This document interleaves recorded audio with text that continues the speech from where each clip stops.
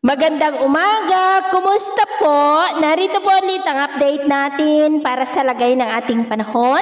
Ngayong umaga po ng July 14, 2025. Sa ngayon po ay patuloy pa rin na habagat ang weather system na nakakaapekto po ngayon dito sa ating bansa, lalo na sa kanlurang bahagi na patuloy pa rin na hinahatak ng dalawang bagyo na nasa malapit po sa Japan. Samantala, ngayong linggong ito ay nananatili pa rin na may isang banta ng sama ng panahon na maaari na papasok sa ating area of responsibility na lalo po na magpapalakas ng habagat at ang development nitong ating babantayan kung matutuloy po o hindi, lalo na at posible na maging malakas ito na bagyo at tatawagin sa local name na bagyong Krising, at sa kasalukuyan ay binabantayan na ng Pag-asa ang kumpol ng kaulapan na nasa silangan na posibleng dyan po magsisimula. At ito naman ay pinapakita ng forecast model natin pong ginagamit hanggang po sa susunod na 2 linggo. At sa lagay ng ating panahon, ngayong madaling araw ay maayos naman ang panahon sa malaking bahagi ng bansa, pero may tsansa pa rin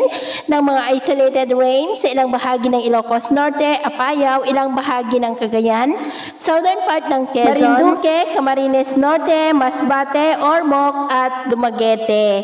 At mamaya po ay sisikat naman ang araw sa malaking bahagi ng bansa, pero may tsansa pa rin ng cloudy skies with isolated rain sa ilang bahagi po ng Bataan, Metro Manila, Malolos, Bulacan, Mercedes sa may Camarines Norte, Legazpi, Naga, Catanduanes, Sorsogon, Marinduque, Mamburao, Romblon, Pandan, Antique, Coron, Ormoc, Butuan, Siquijor, Pagadian at Tawi-Tawi. At mamayang hapon, mas maraming lugar po ulit ang makakaranas ng mas maulap na kalangitan with isolated rains sa ilang bahagi lamang ng Northern Luzon, Central Luzon, ilang bahagi ng Southern Luzon, Panay Island, Negros, Cebu, northern part ng Leyte, Samar Provinces at ilang bahagi ng Northern Mindanao at Davao. Kaya kung lalabas po tayo sa ating mga tahanan, ugaliin lamang po natin lagi ang magdala ng kahit anong panangga natin sa init ng araw at proteksyon na rin po sa mga biglaang buhos ng ulan.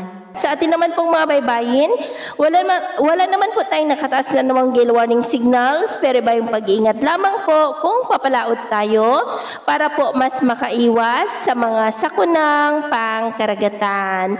So, yun po ng latest update natin sa araw na ito. Ako po muli si James na nagsasabing sa kahit na pagsubok po na darating sa ating buhay, huwag po tayong mawawalan ng pag-asa. Thank you and God bless.